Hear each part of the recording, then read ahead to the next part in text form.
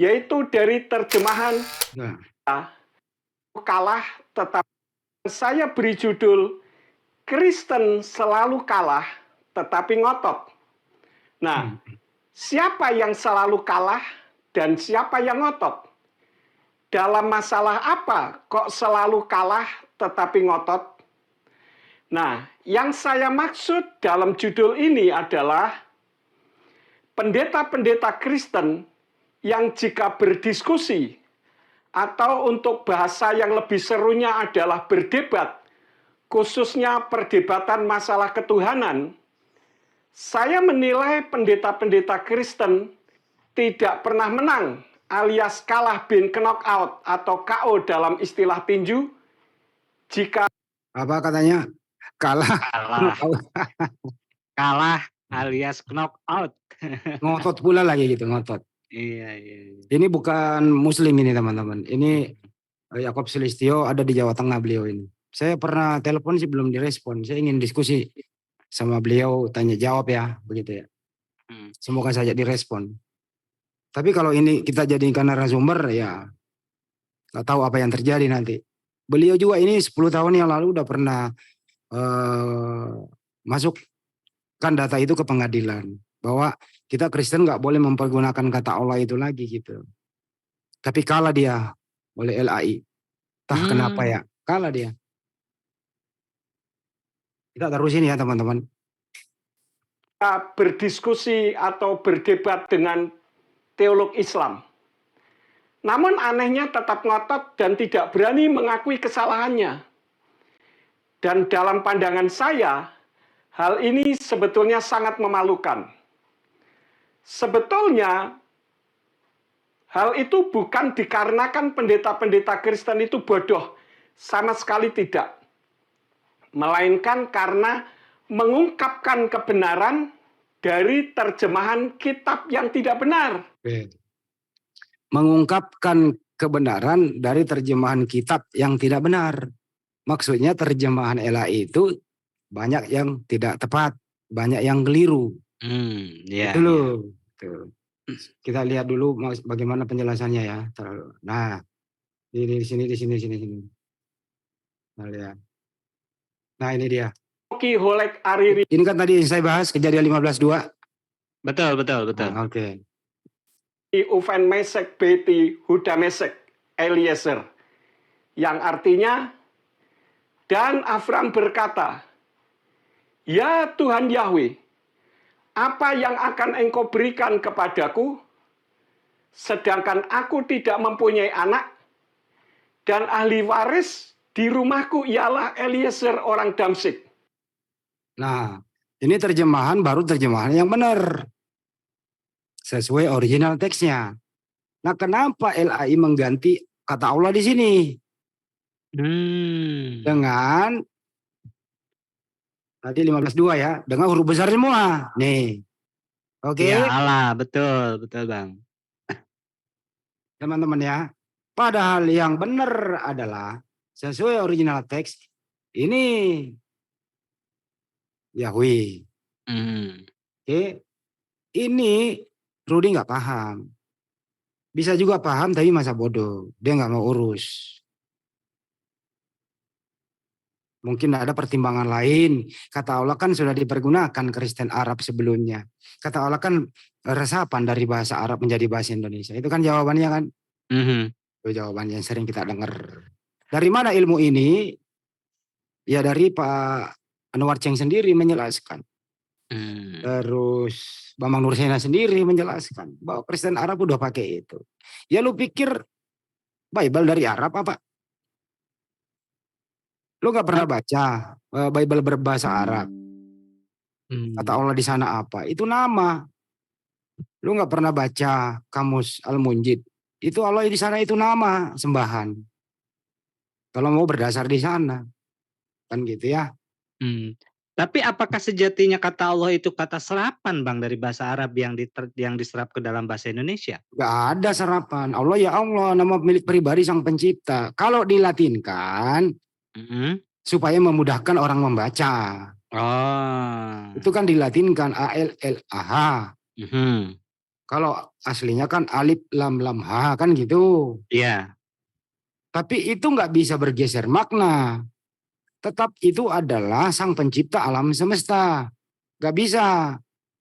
Kalau Hmm. mereka tidak, itu adalah proper name. Generic Generik. name. Oh, generik. Bukan nama. Tapi Allah itu adalah Tuhan buat Mhm, mereka. mhm. Jadi nama Allah mereka adalah Yesus. Balik kan? Iya. Hmm. Hmm.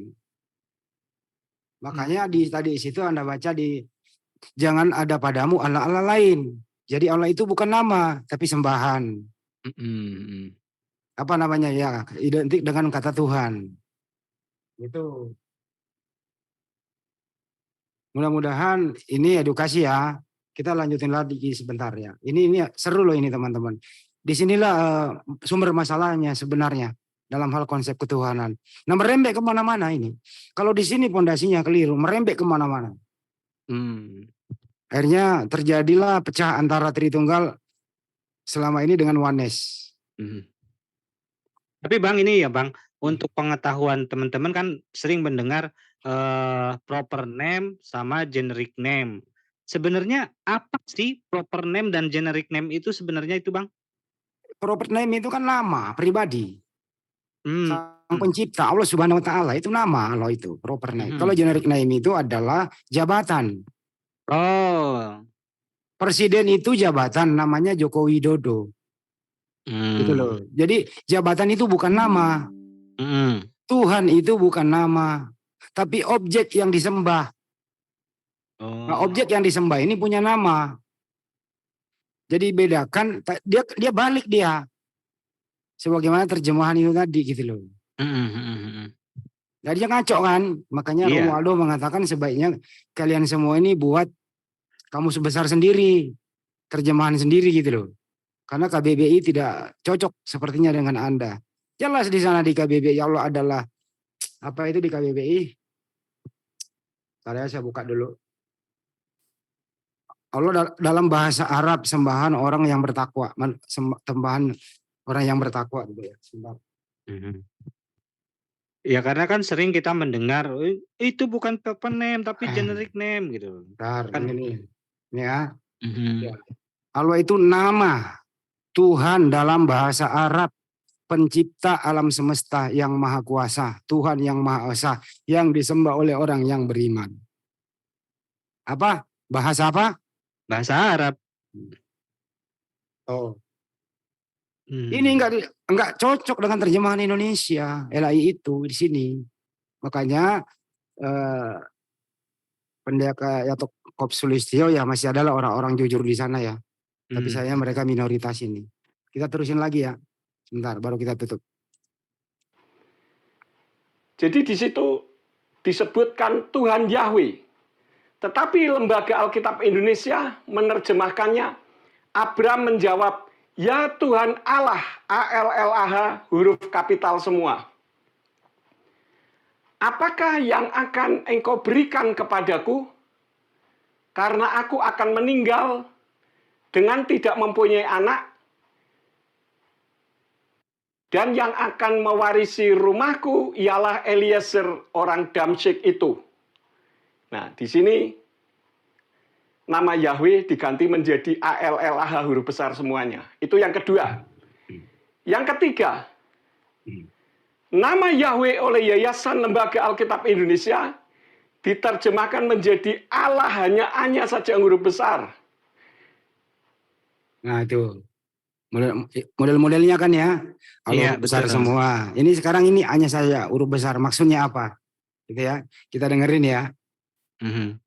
Padahal dalam kitab Matius 4 ayat yang keempat, yang tertulis dalam kitab berbahasa Ibrani, kalau dibaca berbunyi, Wayaan wayomar katuf, kilo al-halchem, levado yikye ha-adam, ki al-kal motsa pi Yahweh. Jadi seharusnya terjemahannya adalah berbunyi sebagai berikut.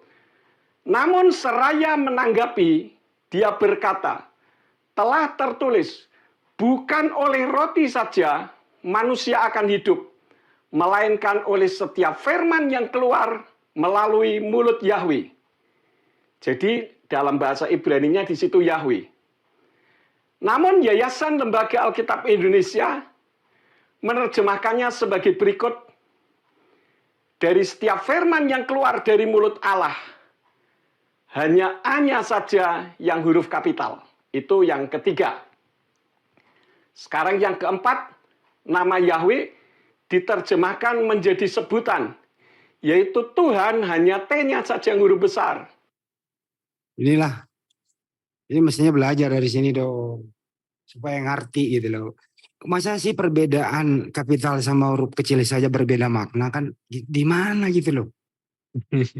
Coba di mana gitu? Di mana masuk akalnya kalau perbedaan huruf kecil saja, huruf besar itu berbeda makna gitu loh. Paling ini menyalahi aturan penulisan bahasa Indonesia dengan baik. Betul. Pernah kita dulu belajar bahasa Indonesia dengan tulisan indah kan gitu zaman dulu ya teman-teman.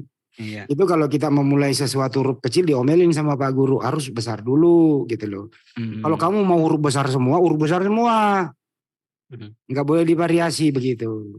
Nah ini tadi terjadilah kesalahan itu. Itu kira-kira begitu. Atau penulisan huruf besar itu setelah tanda baca titik baru besar. Huruf gitu besar ya, itu kan? menandakan misalnya kabupaten, kota, tempat, Iya. nama, gitu ya, Betul, gelar. betul. Gelar juga nggak boleh huruf besar semua seperti dokter. Dokter itu kalau dokter umum itu D-nya kecil. Betul. Nah, kalau spesial itu D-nya besar gitu loh. Ini yang kayak gini-gini kok mau dibelajari gitu loh. Heran saya. Ini capek saya mau belajar apa jadi guru bahasa Indonesia tiap hari gitu loh. Kayak ini dulu pelajaran masa kita lupa sih waktu belajar di SD gitu. Sampai SMA lo masih belajar bahasa Indonesia.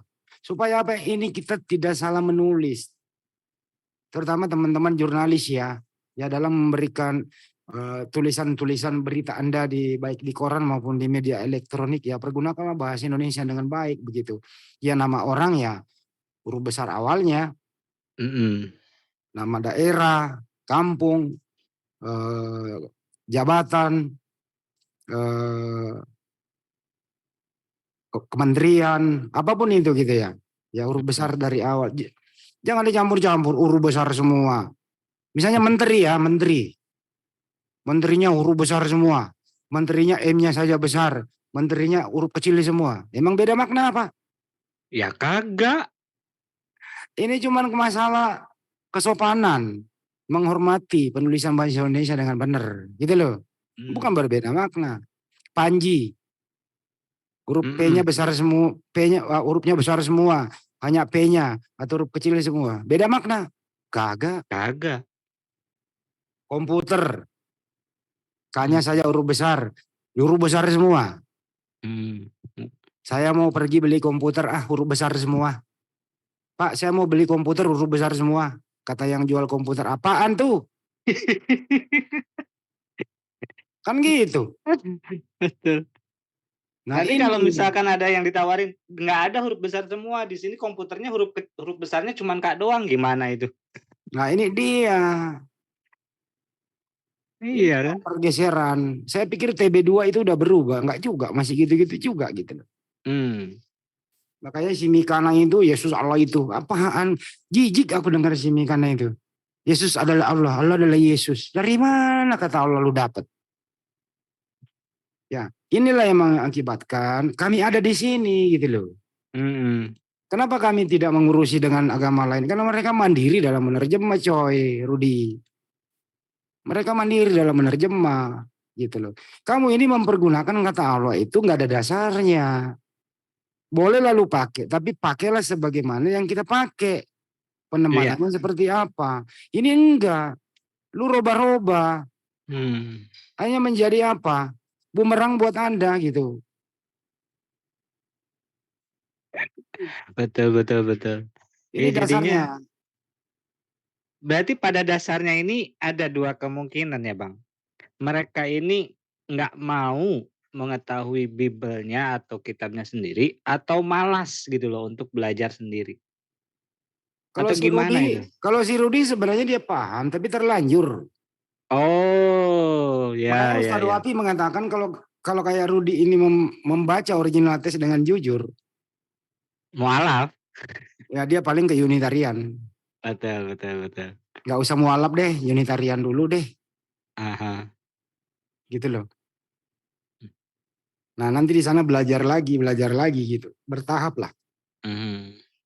Kayak semalam itu, 4 tahun dia belajar, akhirnya dia sekarang ya menyembah Allah Subhanahu Wa Taala, tapi dia belum Islam. Dia mau belajar lagi untuk memperbaiki syariatnya apa gitu dan seterusnya. Ada 2 Mhm. orang semalam itu, Mbak Oh, Sarah. Masya Allah. Ada 2 semalam itu, sampai Bang Joma agak sedikit menangis bahagia gitu. Mhm. Sering debat-debat selama ini, kok bisa kau kayak gini gitu. Dia mengungkapkan segalanya begitu. Mhm. Itulah teman-teman semua. Yang penting kalian apa ya, terus Rudi Yohanes ini berakal sehat dulu lah begitu ya. Masa sih lu kan calon sarjana hukum kan gitu ya. Hal-hal perbendaharaan ke bahasa itu teliti loh dalam hal sarjana hukum itu. Satu kata itu bisa kita terjemahkan gitu loh. Dengan jujur lah gitu. Mhm. Apalagi ini menyangkut masalah keimanan gitu. Kita nggak boleh modif-modif. Nggak boleh gitu. Harus kritis. Nggak boleh terima apa adanya begitu. Begitu juga umat Islam, sekiranya lu dapat data apapun itu, Mhm. orangnya cenderung ke Islam-Islaman gitu ya, pakai apalah sorban begitu, tapi ya hati-hati. Kalau mereka berbahasa Arab aneh-aneh ya itu namanya apa? Ortodoks, hati-hati. Mmm. Mereka juga adalah Kristen dibahasa Arabkan semua, hati-hati. Mhm. Gitu. Nah Banyak sekarang ini itu. betul. Ini Hati-hati ya. betul Bang, pengetahuan untuk yang awam Bang. Untuk yang awam ini sangat sangat perlu sekali gitu Bang. Membedakannya gimana sih Bang secara secara jelas dan, Ya kita kan udah bagaimana mengucapkan salam, Assalamualaikum warahmatullahi wabarakatuh. Kalau dia enggak, mmm, ya saya enggak mau baca itu. Nah, iya. gitu. Mhm, Aneh mhm. itu salamnya satu. Mmm, Terus isinya gitu ya. mhm. Kalau kita kan puji syukur dipanjatkan kehadirat Allah Subhanahu wa taala. Alhamdulillahi rabbil alamin kan begitu ya dan seterusnya. Mhm, Kalau dia iya. pembukaannya enggak gitu. Tapi Mmm, bahasa Arab hati-hati. mhm. Hati-hati. Pakaiannya lebih lebih ulama, lebih ustadz daripada kita. Mmm, Gitu loh, hati-hati. Hati-hati, hati-hati pace, hati-hati penampilan. mhm, mhm. Isinya waspada ya, teman-teman, waspada. Betul, betul. Nah Nah, ini juga mungkin Bang sesuai dengan apa yang terjadi yang saat ini, menjadi salah satu program kita nih di JCC nih, yang di Jepara itu mungkin ya Bang? Karena ya itu mereka menggunakan metode seperti itu. di sana itu memang ya ada pergeseran, ada toleransi yang kebablasan di sana. Saya kan kita sama tim kan udah ke sana ya. Iya, Ada betul, betul, toleransi betul. yang kebablasan. Mmm, Agak dekat memang umat Islam dengan saudara kita Kristen di Jepara itu. mhm. Mereka rukun dan damai. Saking rukun dan damainya, hal-hal yang fundamental mengenai keagamaan begitu, itu juga dijadikan toleransi yang mendalam gitu. Contoh ya, Mhm. eh, dalam hal ada yang meninggal misalnya, ada yang tahlilan. Mmm. Itu mereka tuh pada datang semua. Nah, terus Mmm. kalau ada umat Kristen yang meninggal, ada namanya apa ya, lupa saya. Mereka juga pada datang umat Islam. Mmm. Lupa saya istilahnya itu, Pak Jul paham. Lupa Mmm. istilahnya. Mereka juga pada datang. Halo Bang, Artinya, Bang Hen, boleh kupotong sebentar Bang Hen? oh Bang ini Hen, ada murid saya nih masuk nih. Siapa ini? Arul. seger-seger. Kenapa dek? Kenapa Ger? Ini Bang, aku mau buka YouTube tadi. Coba Abang buka YouTube Papel. Bang Hen lagi digosipin sama Papel tuh, sama Uni Ripa. Oh, Iya, gini aku gini cuma Ger, yang iya namanya ya aku gos. turun udah. Aku cuma ngasih tahu info itu aja Bang. Oke Ger, Oke, Mas Ya, Segar, makasih. cuman ya, itu aja nggak ada yang lain. nggak ada yang lain. Yang lainnya nanti kucet di privat. Bagaimana hubunganmu dengan Ica? Kau ditolak katanya. Ah, ayo Bang, coba Abang buka di YouTube-nya Papel. Aku cuma kasih tahu info itu aja Bang. Ya Sorry ya Bang. ya ya, Ya, antar oke aku. Bang Oke, ya. oke, Oke. oke. Assalamualaikum Bang. Yo, thank you brother. Jadi ya itulah, kalau mereka nggak ngegosip, ya nggak ada data begitu. Saya sih semakin digosip ya santai aja begitu. Iya. Ya kan. Betul, Akibat betul. saya waktu sama Kok Dondi di Cibubur. Memang kita foto-foto agak dekat sih gitu loh. Mm. Sampai digosipin kejauhan kan gitu ya. Itu namanya lu nambah sendiri, nggak sesuai fakta tapi oke lah ya. Kita sih hal-hal kayak gitu. Buktinya aman terkendali kan sampai sekarang. Dia doang yang gosip. Apa sih? Yang kayak gitu. Apa ya? Urusan urusan tomat lah di pasar itu. Iya betul. Enggak ada esensinya lah. Enggak ada. Gitu. Percuma Ya. saya nanggapi habisin waktu. Hmm. Mungkin saya ngetop kali digosipin. Oh iya, bukan mungkin lagi Bang. Gitu. Cuman yang perlu kita garis bawahi bahwasannya yang tadi Bang Handi bilang toleransi kebablasan Ya gitu itu. ya. Toleransi kebablasan. Nah, sebetulnya bertoleransi itu apakah diperbolehkan dan harus bagaimana kita bertoleransi supaya tidak sampai kebablasan, Bang? Ada yang membatasi kita dulu. Dulu ada sejarahnya ya. Bagaimana Nabi Muhammad SAW itu ditawarkan begitu. Minggu ini kamu mengabdi kepada Tuhan saya, minggu depan saya mengabdi kepada kamu. Makanya turunlah ayat suci Al-Quran itu, surat Al-Kafirun. Coba dibacain Mas Panji. Iya, yang Ayyuhal kafirun, terus kan mm-mm, seterusnya itu. betul. Ujungnya kan lakum dinukum waliyadin kan begitu. Iya. Itu intinya. Itu nggak boleh kita. Itu pondasi toleransi yang dibangun oleh Nabi Muhammad SAW. Takbir. Allahu Akbar. Itu artinya apa? Kita boleh hablum minanas dengan baik. Tapi dalam urusan yang sudah ke dalam, itu nggak boleh bertoleransi. Tidak boleh.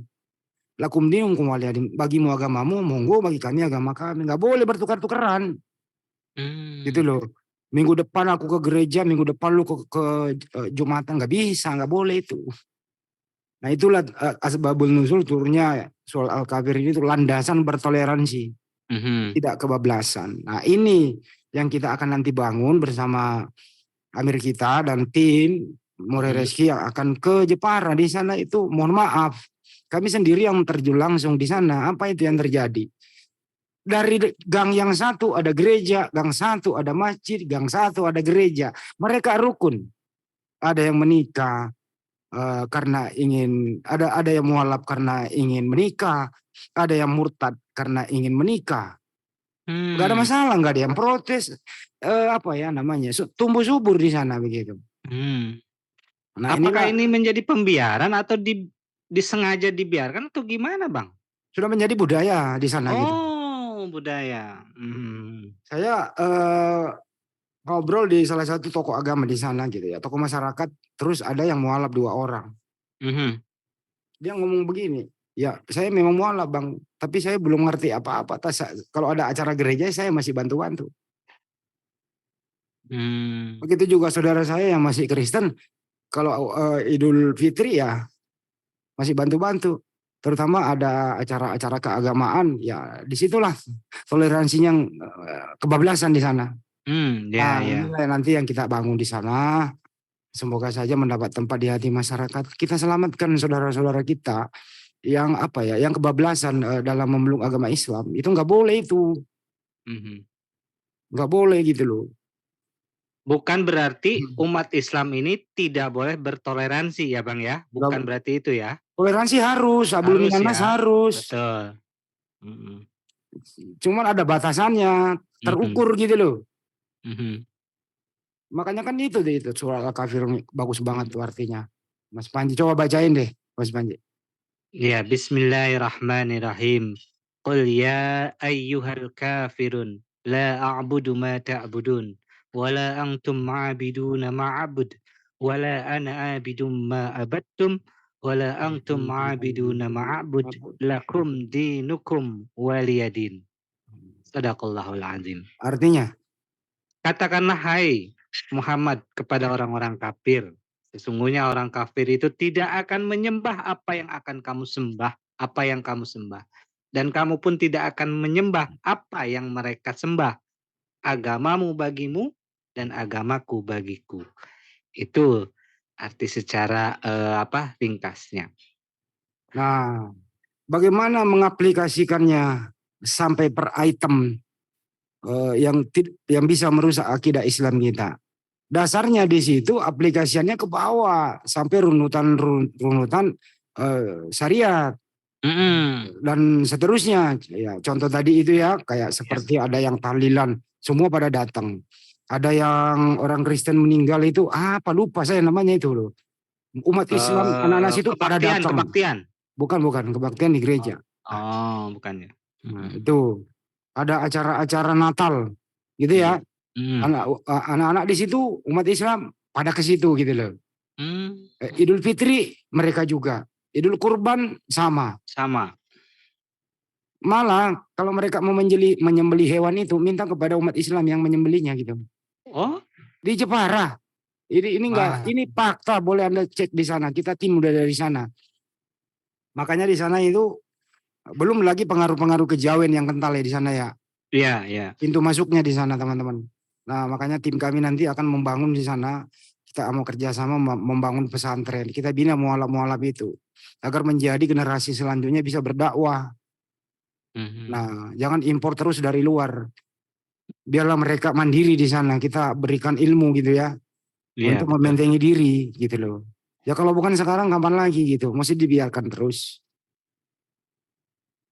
Ya dukung kami gitu ya. Perjuangan Pak Jul, Amir kami dan tim yang akan ke sana. Gitu.